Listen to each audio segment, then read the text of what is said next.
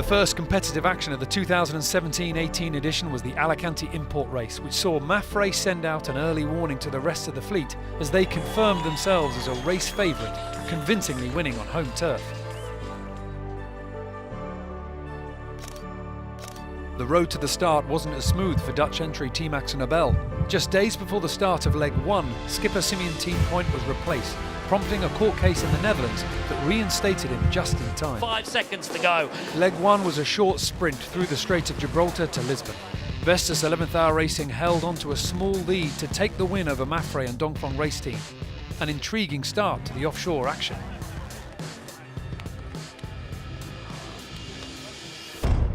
Leg 2 was a classic, 7,000 miles south through the doldrums to find the trade winds towards Cape Town. The fleet set off from Lisbon heading straight into over 30 knots of wind, the first real test for the teams and the boats, an early taste of what lay ahead in the Southern Ocean legs. I can't do 19 days of this, no one can. Mafre once again showed pure boat speed and tactical prowess, getting south early to get around the South Atlantic high, holding off the others in a drag race to the finish line in South Africa. Leg 3, a monster. 6,500 miles to Melbourne, a first experience of the Southern Ocean for many, and the first double-point scoring leg. The fleet took off south to find the big winds and big waves. More drama for Team Axonabel. Whilst racing in 4th place, serious damage to the mast track meant the team slowed to attempt a complicated fix at sea. A painful journey to the finish line would see them finish last. A jibing battle between the leading 2 red boats of Mafre and Dongfeng race team saw multiple lead changes as they pushed as far south as they could to the ice exclusion zone. Mafre finally getting the better of the Chinese team, leading the charge north to a Christmas Eve finish in Melbourne. After a welcome festive rest period in the southern Australian city, the fleet set out back north, encountering another tricky crossing of the doldrums, which saw Sun Hun Kai Scallywag roll the dice and opt to cut the corner heading east to lead the fleet towards their homecoming in Hong Kong, though they didn't have it all their own way. Hey, runner! Can you see him best? Nipper, out of the way! Can you see him? Hold, just hold, hold! Give me a big stern, mate. We're trying to find new ways to lose the race, though, I must say. They held out for a fantastic first win in front of their home crowd in the heart of the city. Sadly, approximately 30 miles from the finish, Vestas 11th Hour Racing were involved in a collision with a non-racing vessel, which resulted in the fatality of a crew member from the other boat. Vestas 11th Hour Racing suffered serious hull damage, meaning they would not be able to rejoin the race in time for leg 6. The best option was to send the boat on a container ship to Auckland for the necessary repairs. A Volvo Ocean Race first was the import race held in Guangzhou. Thousands of Chinese fans came to see their local heroes on board Dongfeng race team, but it wasn't to be their day as they snagged a mark at the start of the race, leaving them in last place. Mafre continued their winning ways in the import series as they mastered the currents of the Pearl River to take the win. Leg 6 was almost the reverse of Leg 4 as the teams chose their routes back south to Auckland. But for the first few days of the leg, the fleet would sail in the opposite direction to where they needed to go in order to find the stronger breeze. I think Auckland is over there and we're going, I don't know why, but KP must have a really good reason that we're going there. Finally, the fleet turned south for an easier than usual doldrums crossing. Team Axonabel were the first through the light winds and took a slim lead over Sun Hun Kai Scallywag that they managed to hold on to all the way to the finish in Auckland to become the 4th boat to win a leg in this edition of the race.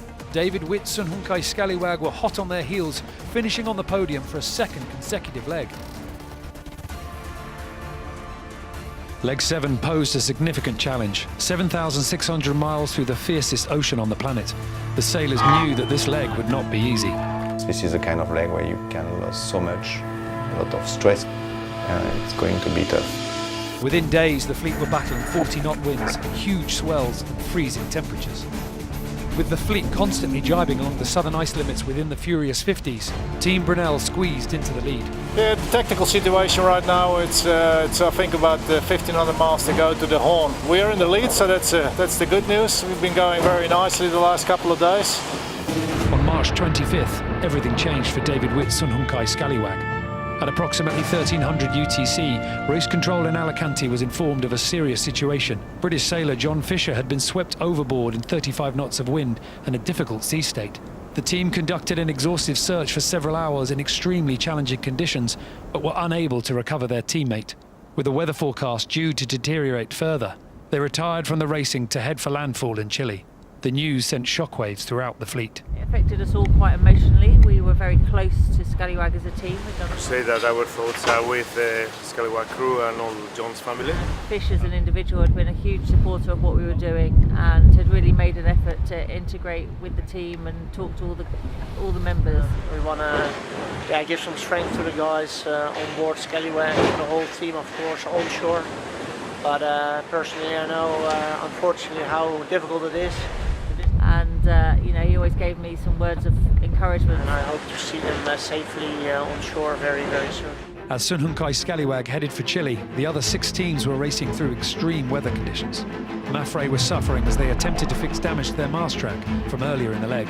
But then as they approached Cape Horn, the Spanish team's mainsail split into 2 pieces. This forced them to stop in the lee of Cape Horn, make repairs and nurse their boat into Itajaí. Vestas 11th Hour Racing rounded Cape Horn in second behind Team Brunel. The next day, disaster struck as their mast came down in the lumpy seas of the South Atlantic. Is everybody in a safe place back there? The team made their way to the Falkland Islands where they salvaged a jury rig, which they would use in a race against time to make the start of their next leg in Brazil. Team Brunel held fast, with Dongfeng race team snapping at their heels to claim their first victory after a disappointing first 6 legs of the race. Although victory was bittersweet for skipper Bauer Becking. Yes, it has been an epic leg. Thank you very much for the congratulations. But I think we're a little sad in our heart, very sad in our heart. We know why. John Fisher's loss sits very deep with us. But of course, sport-wise, we sailed a very nice leg, so we're confident with that. As the rest of the fleet were finishing the leg in Itajaí, Sunhunkai Scallywag had made the tough decision to keep participating in the race in John's The best thing we can do in John's memory is get on the job, get on with it on Sunday. You know, if he was standing behind me right now, he'd be telling me to harden up. Don't be soft and get on with it, and that's what we're going to do on Sunday. Leg 8, a push back into the Northern Hemisphere. On paper, a simple reach all the way to Newport, Rhode Island, but it would prove anything but. For the first few days, upwind conditions demanded strategic risk-taking, and it was D. Cafari's turn the tide on plastic that made the best of it, leading the fleet around the corner of Brazil with another equator crossing on the horizon. Everybody's ready to jump in front of the others. As the breeze shut down off the coast of Newport and with thick fog engulfing the boats, Mafre crept past Team Brunel just metres from the line. Delight for Xavi Fernandez's team, disappointment and frustration for Bauer Becking.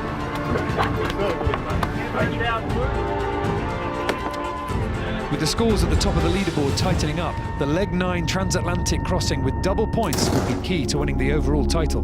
The teams flew out of Newport and were quickly into the big winds of the North Atlantic. Difference of opinion of how to find their way around the low pressure saw a big split in the fleet. However, when the 7 boats converged, they found themselves reaching along in record-breaking conditions. Pretty good at that angle. 5 of the teams broke the Volvo 65 24-hour distance record. However, it was Team Axonobel who went one step further in setting a new outright Volvo Ocean Race record. 602.54 miles were covered by Simeon Team Point and crew, an impressive feat in the one design class. I would have bet the house you couldn't do 600 in one of these boats. While Team Axonobel were writing themselves in the history books, it was the other Dutch team that were victorious, taking the maximum 14 points at the finish line in Cardiff. Bauer Becking and his team were on the charge towards the top of the leaderboard. You know, you have good moments, you have bad moments. But I think right now, the team is in a really good fashion. I think as well, you can start dreaming about things sometimes. You can start thinking about this is actually really possible. But I think that the really good thing is we're feeling all good, and we actually think we can win this thing. After a light and fickle start to leg 10, and with multiple lead changes, the fleet passed the top of Scotland and found themselves once more in tough conditions, blasting across the North Sea in 30+ knots of breeze. Do you promise me these are the last days of water, getting water in our faces? It's been a tough old race for having plenty of water over the deck and lots of wind. I guess we'll try and enjoy the last of it and be glad when it's over. Only a stellar performance from Team Brunel would see them with the chance of the overall win in The Hague. And incredibly, they cruised past first Dongfeng Race Team and then Mafre. The once invincible reaching speeds of the Spanish boat had been overcome. Finishing in the Swedish city of Gothenburg once more on the top step of the podium meant 3 teams were now tied at the top of the leaderboard on 65 points. Over 44,000 miles of racing completed, and it was all to come down to the last 900-mile sprint to the ultimate destination, The Hague. The order the top 3 would finish their leg would be the order they stand on the final podium. The final leg was to include a rounding of a waypoint in the city of Aarhus. Dongfeng Race Team were first to round with Mafre in hot pursuit. A special moment for Danish flag Vestas 11th Hour Racing, rounding in third to the cheers of the home crowd. The real challenge for the final leg would be the decision of which way through the traffic separation zones to take. Either stay offshore playing the shifts or hug the coast of the Netherlands in the hope of better breeze. Dongfeng Race Team were the first to lay their cards on the table, bearing away and heading towards the coastal option. But Team Brunel and then Mafre opted to stay offshore. The Chinese boat knew that in the short term they would lose miles to their opponents, whilst Team Brunel and Mafre were also concerned that Dongfeng Race Team would have the favourable conditions in the final miles of the leg.